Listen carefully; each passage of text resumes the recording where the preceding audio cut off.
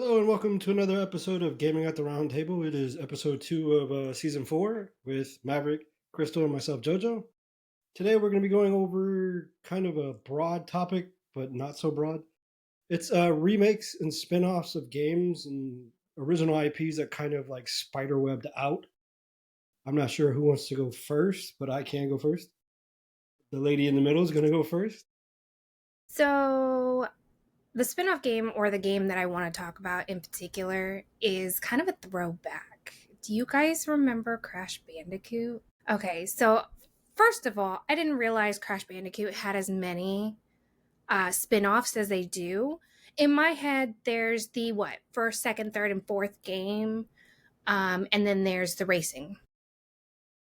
Okay, I didn't realize there are like 3 or 4 versions of the racing. I also didn't realize there was something called Crash Team Rumble, which is like a fighting take over the objective type game. Yeah, I was not expecting that from Crash Bandicoot. There's also Crash Bash, which is like a 2-on-2 fighting. It's kind of like Mortal Kombat, but much dumber, right? Like not dumber Not so as in like, brutal.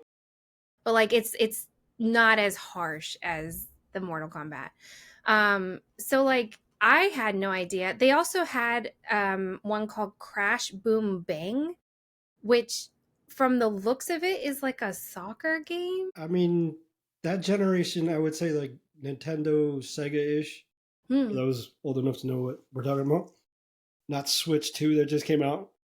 But a lot of that generation had a lot of kind of their best way to keep games going is if they had a title kind of hit, they would just I'm gonna just keep using the phrase like spider out because Yeah. they would take the idea and then see what they could make out of it. And I remember a lot of games specifically from those two systems that had I mean, I'll say Sonic. I don't know the exact number, but I can tell you it is a lot that Yeah. spun off of that game. It was a lot 30 years ago, right? Yeah, like So, yeah. that's why I'm saying that generation as a whole and not just like coming up to current day. But you could just say in that generation, and there's a lot. Yeah, that seems to be something that a lot of companies stick to though, because think of all the remakes we have today. I feel like we should level set for a moment, and that's so we can focus in on like what broad topic we're tackling, because it's going to be very easy to get into the weeds here. So I think we could at least start with, all right, spin-offs. Are they healthy for the industry? How do they impact the industry? What's our perception of them? But the main question is, how do they impact and are they healthy for the gaming industry? Because they've been around forever. I mean, that's really hard to kind of think about, right? So, like, if I think about how they're oversaturating the market with the same thing, copy and paste, with just a little bit of difference, that I think is not good for the market. But when they do try to do things like, for instance, well, I'll go back to the game that I mentioned, right? Crash Bandicoot released a racing game. Now, that racing game turned out to be really good, but it was so different from the original Crash Bandicoot games. It makes sense. But if it's like, let me do 15 versions of the same game and just change 5 things about it and then keep releasing it, that's where it becomes a problem in my mind. Let's each round robin that. I think we can define different types of spin-offs, and you've just defined one. And that is, there are spin-offs that are the same game, Mm-hmm. just remade. And we're not talking It's about the repainted. remaster. It's remade, remade, remade, remade, remade Yeah. ad nauseum. I'm going to throw one or two out. No, what is it called? Okay, so Final Fantasy VII has been remade several different times. In its credit, there's slightly different sometimes. There's one in particular that's really bad. Okay, other than Final Fantasy 15, which I bash a lot, there's a series, Persona 5. Oh, finally it came to me. Persona 5 has been remade so many times. Yeah. It's difficult just to keep track of just the Persona 5 game. I'm not talking about Persona series, right? They've got 1, 2, 3, 4 whatever, and they have spin-offs of each. I'm talking about Persona 5 has been re-released countless times. I'll Google it in the next few moments, but you guys go ahead and take a swing at any game has been remade, and it's the game, right? Oh, goodness. The game? Gojo. I'm let you take that one. Gojo. Yeah, that's a good anime character. So to say it in that sense of it, it does make it a lot harder to kind of narrow in, because you're taking the original, which I'd have to go back to the Sonic, like I said, or Mario is probably the best example of them taking the original IP, and I don't want to say it in a bad way, but like kicking the horse until the horse is looking at you like, could you please stop? Just stop, please. And still doing it. And I think they took that and they just repurposed it into multiple things of the same thing. There's literally tennis. And I'm not saying they're bad. I'm just saying they're taking the original idea and turning it into 15 to 20 different things. There was Mario painting. There was Mario. I mean, it goes on and on and on and on. Like, I think a key term that you'll hear, is like remastered or enhanced. Yeah. And then they just slap the word edition at the end. Yeah. There are certain games that I think that is acceptable for. So for like instance, when they remastered, I'll go back to the same one, Crash Bandicoot, right? So it was only on the older systems prior, right? And then they remastered it, made it look more appropriate for this time and age, and gave this generation the chance to try Crash Bandicoot, which they then fell in love. And then guess what? And then the next game was released. So like there's stuff like that where the remasters make sense, but they did that once. I have a category that I made up in my head for that type of thing, and it's a generational re-release or generational release. So I think that's healthy.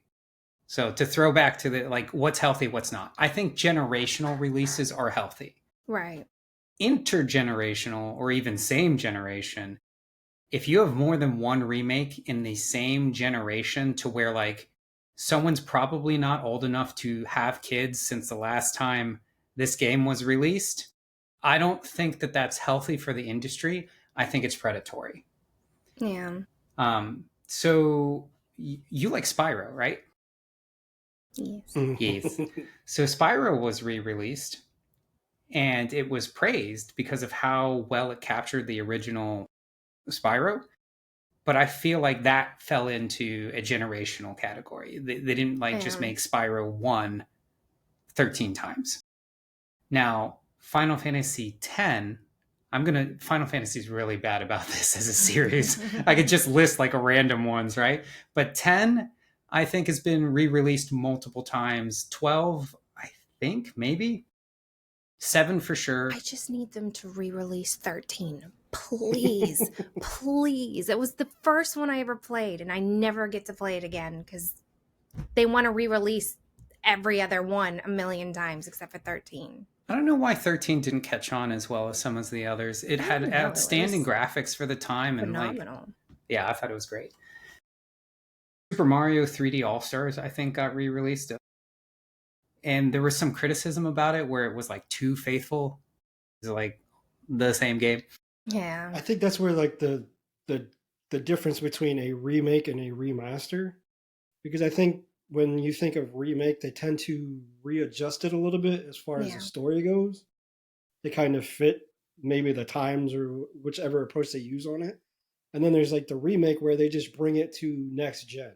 Mm-hmm. They take the original thing, and I think the best example of that is Halo Master Chief Edition, where they took the core base of the game and then brought it up to current like specs.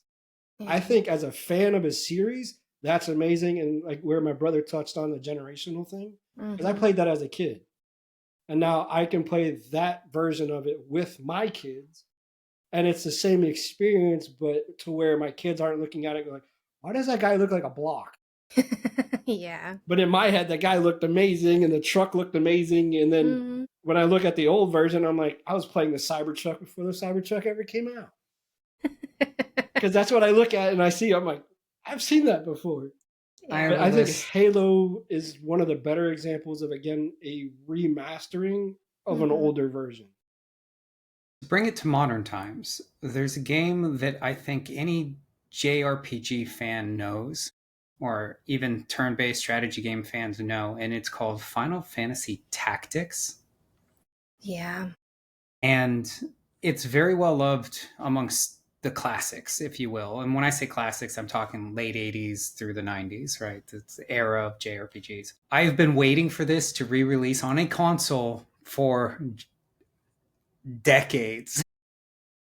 September 30th, according to Steam, September 30th, 2025, this year.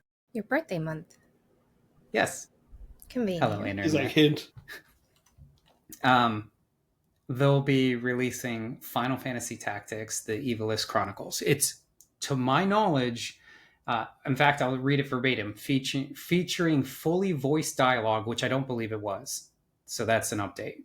Beautifully enhanced graphics. It still looks like blocky. It's just less pixelated blocky. So whatever. Countless gameplay improvements, which to their credit probably actually are going to be gameplay. Things that worked in the 90s don't work any longer, right? And then it just says the genre-defining tactical RPG makes its long-awaited return.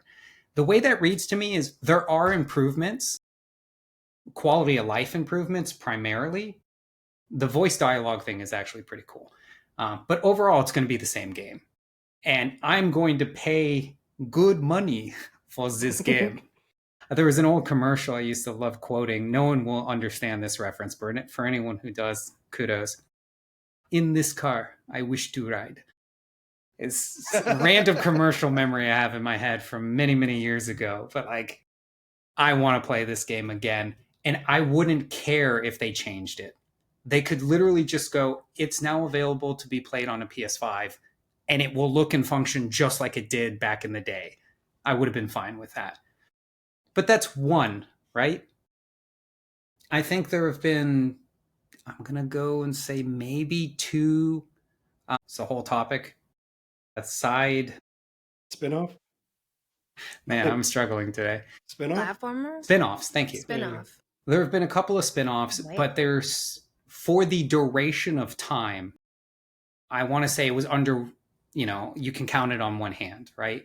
So I thought that was acceptable. Every few years they came out with one, maybe even several years, right? I think that's fine. Let's get into the things you had prepped already. Different category. Go ahead, Crystal. I just wanted to bring up one more game that has spin-offs that I feel like is really starting to lose its umph, and that's Pokemon, in my opinion. Because Pokemon, I remember me personally, right? I would always pre-order. I was there for the first, I wanted it, right? And I think around the time of Sun and Moon, it just kind of started to, I don't know where you guys are designing these Pokemon from. And also, it's at this point, it's literally copy and paste. There's having always imagination, and then there's just you're pulling this out of somewhere. Right. So I still love it. I'm still playing it, by the way. I'm still going to play it. Yeah, I know you. I called out a friend of ours. We have a gamer friend. He goes by, I hope this isn't his, it's not, Xander. And so Xander, I saw a message in one of our gaming discords where he was complaining up a storm about the newest Pokemon that's going to release on Switch 2. He wasn't going to buy it. I was like, yeah, you are. Let's be real. But he wasn't going to buy it. And he felt like Nintendo was purposefully saying that they couldn't get it to work graphically and performance-wise on Switch 1, and that's why it had to be on Switch 2 at the new price point. And he was like, no, man, you can't release Zelda Breath of the Wild on Switch 1 and tell me it can't handle a Pokemon game. The new Pokemon game is supposed to be on both. Maybe. Switch 1 and Switch 2. It could be a recent update based on the way he was speaking. Right. We might not be in the loop, but the way it read to me was there was a recent news that was suggested that they're only going to release it on Switch 2. Now, I'll confirm that if I can as quickly as possible here. But to your point, there have been so many Pokemon iterations, so many spin-offs, and even the major flagship ones that aren't really spin-offs, they're like the next generation, they're not that different. It'll be on there. On Switch? On Switch 1. On Switch 1? I wonder why he was complaining. I'll go ask him. Yeah. My biggest thought is that there is something I actually saw about Switch 1 and Switch 2. So the last Pokemon game apparently runs very meh. Well, you remember, we got it, right, love? The last Pokemon game that came out. Yeah. Like the Go Catch 'em All one, not one of the side games that came out. Anyways, it runs very glitchy, very, very not smooth. But I've seen a video where somebody played the old one on the new gen, and it's smooth. It's beautiful. And it kind of makes you angry. Because, like, that's how it should have been made for the last Gen Con. It came out on the last gen. Why are you making it not run on your console? So Whatever. we're getting sidetracked. Yes. I'm going to tie it back to kind of one of the topics and how we feel as far as it for the industry and when it comes to spin-offs. And I'm going to use Halo as like kind of my main point in it, because when you say spin-offs in gaming, a lot of the times it's that phrase of like it's just purely for cash, like they're grabbing at something. A lot of times. So I'm going to base it on the point of story building and world building. So in my mind, if you're going to do a spin-off, like you want to build your world. And there's a few movies that do this, and it got so into the weeds that it just kind of hurt that universe that they were building. And I'm not going to name the universe, but space. Star Wars. Okay, so he said it, I didn't. But yeah, like they took it, and then because you have like true loyal fans that run with the world building that they've developed over 20, 30 years, and then you get this new one and it makes a complete left turn. So when you take a spin-off of that, it's received negatively. So it kind of hurts overall like the industry that you're working in. Whereas like Halo had a bunch of like random offshoots. And when my brother mentioned tactics, it made me think of both Gears of War and Halo, because they both have a tactic version, which you wouldn't think those games would have it, but they do. And the funny thing is Halo has the tactics. They called it Halo Wars, and they have 1 and 2. But both of those had cinematics that built the Halo universe. So again, completely different type of game, but it built the universe. So overall, it wasn't, a lot of people didn't like the game itself because the mechanics weren't what they liked, but it built on the Halo universe. But then you have... So you're saying that type of thing is healthy, where they expand the lore and the world, and they do legitimate world building. So there's 2 games inside of Halo that are well known inside of like the Halo verse. And that's Halo ODST, which built a good stepping stone and introduced a whole new type of game mode to gaming, which Gears of War took from that and made their own, like they called it the Horde mode. But before Halo ODST, that wasn't really a thing. So again, it built the world. And then the best example of that, where you take an offshoot or a story inside of the Halo universe, is Halo Reach. Like if you talk to a true Halo fan and you say like, what's a Halo game that's not the original storyline that built the story or like the universe, they're going to mention Halo Reach. And I think Halo as a whole has the best spin-offs in that regard, where they're not like completely out of field, like this has nothing to do with the core game. And I think that's positive because again, it's, from my point, story building and lore building. So the examples you listed, especially with Halo, right? That's a reasonable number. I would go out and say numbers do matter, right? So Kingdom Hearts is one of my absolute all-time favorite game series. And they're releasing Kingdom Hearts 4 later this year. I might have mentioned this on the prior podcast, how there's like 13 or 16 other Kingdom Hearts, but they're coming out with the fourth one just this year, right? That's crazy. How do you get more than a dozen games and just be like, well, in this game, they expanded on the lore here, and you get into this, they are legitimately expanding the lore and 13. but you get to the point where it's too much. No reasonable human being, and even some unreasonably like hardcore diehard fans that have played all these, can even explain it. And so by the time you play the next game, a buddy of mine, Bob. I don't want to name him because he listens to the podcast, he may not appreciate it, but a buddy of mine was just lamenting to me that like after he got to the third game, he was super hyped, but then he realized like he didn't know what was going on anymore, even though he had played 1 and 2. By the time you got to 3, you had so many spin-offs that actually built on the lore that the game felt disjointed. And I feel like there's that balance. I agree with you, Joe, that spin-offs are okay if they expand the universe or they introduce, basically it's a new game, but they're shelling because people recognize the brand. That's okay. But in my opinion, it's okay in moderation. Yeah, heavy on the moderation side. Exactly. If you're pushing double-digit spin-offs and you're still in like single-digit main releases, you're probably just doing cash grabs, especially if they're mobile games. Yeah, Kingdom Hearts. I still remember way back in the day, I went and bought a DS game because it was Kingdom Hearts. I was so excited. I plug it in and it's a card game. Remember you talking about this. I will never let this go because first of all, let's get this out there and in the clear. I suck at card games. I am terrible at card games. So when I saw this card game, I was like, oh, and there that went. I was not going to learn that piece of lore anymore because I cannot play card games. So yeah, I've been told, I remember when I talked about this last time, I ended up making like a short video of it. I was told by dozens of people, just give it a go. You'll love it. It's going to be so good. And I'm like, that's not me. That's like asking, my husband to play a farming sim with me. That's for any not podcast gonna work. listeners, I tried Balatro, despite us not having a positive opinion during the Game Awards and all that. On that note, I will try games and give them a go. Yeah. It's exactly what I thought it was. I still don't like it.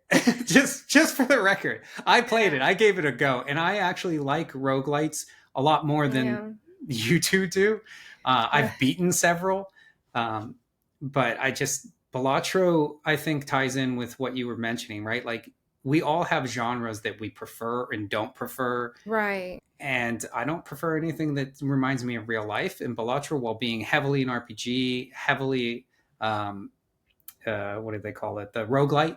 Yeah. It still ultimately uses the aesthetic and vibe and legitimate poker rules, right? You can do straight flushes. You can do full house, all that kind of stuff. So if you don't like poker. Yeah, I don't like poker in real life, let alone am I going to play it in a video game.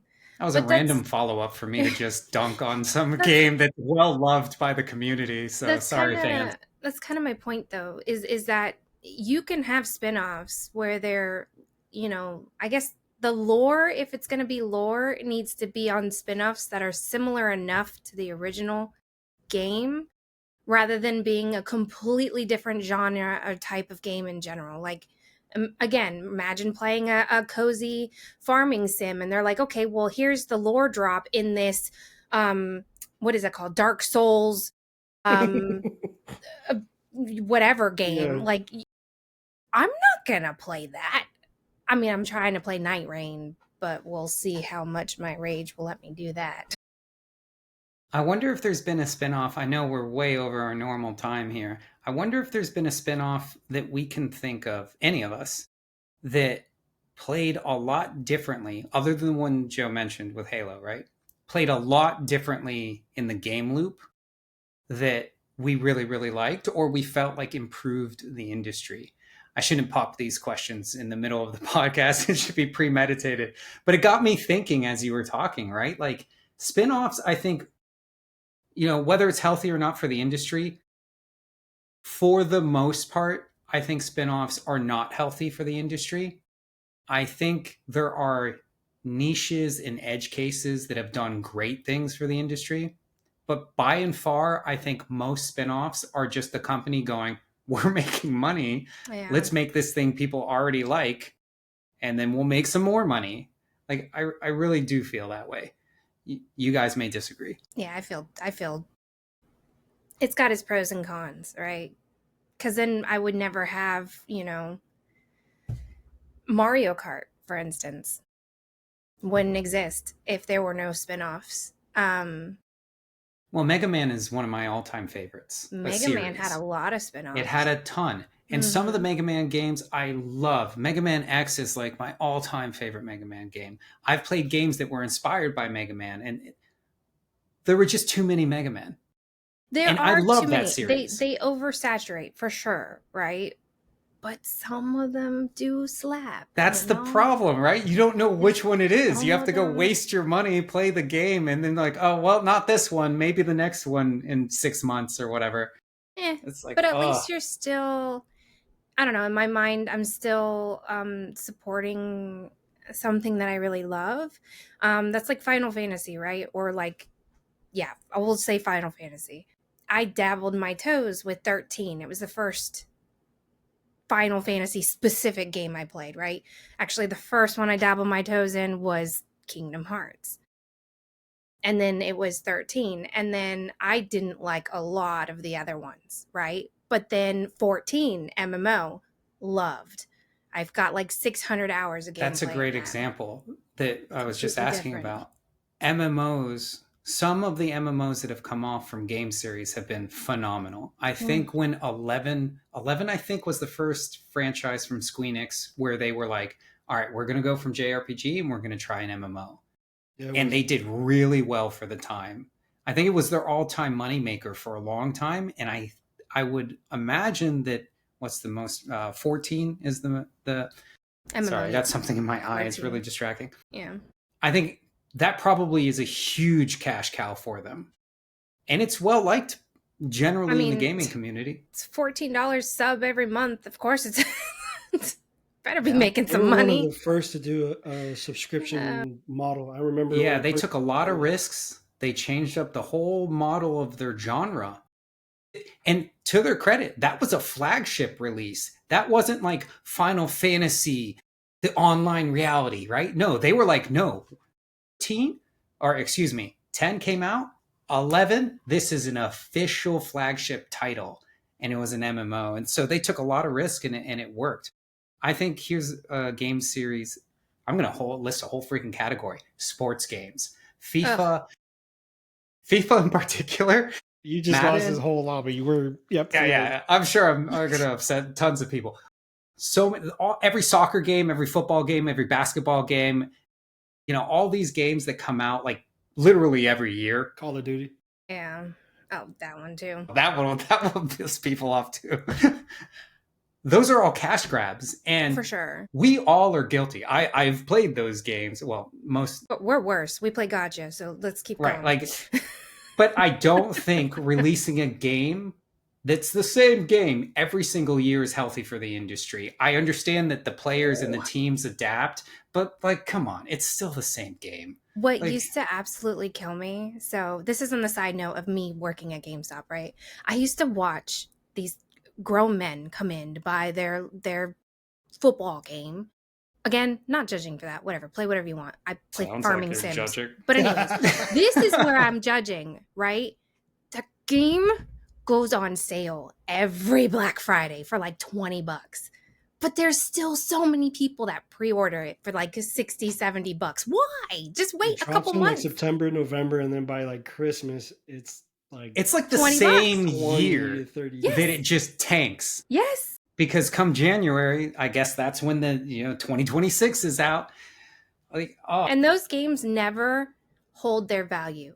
Ever. You're talking a person can buy it and try to trade it in or whatever like 2 weeks later because there's like a 2-week waiting window, and you're gonna get like so little for it. So little. It's not I mean, if you're a fan of that franchise, obviously go for it. I personally probably wouldn't buy it every year. I'd probably wait every couple of years because then you're just Or every Black Friday. Or yeah, every Black Friday, because then you could buy, multiple of them. I just never understood that. I was like, it's the same thing every year for Black Friday. It always goes on sale. I imagine we're going to clip this, or someone's going to listen to the podcast and be like, man, they've been attacking me this entire podcast. I don't appreciate this. No, we should wrap it up. So yes, it is about that time. I think we've just been playing long enough that we've seen so many iterations of the same thing. It doesn't feel like it's a new thing. It's just rinse, repeat, rinse, repeat, rinse, repeat, which isn't technically a spinoff. I'm going to end it on that note because I get the last laugh. But thank you for joining us for another episode with Maverick, Crystal, and myself, Jojo. Have a good one. Bye.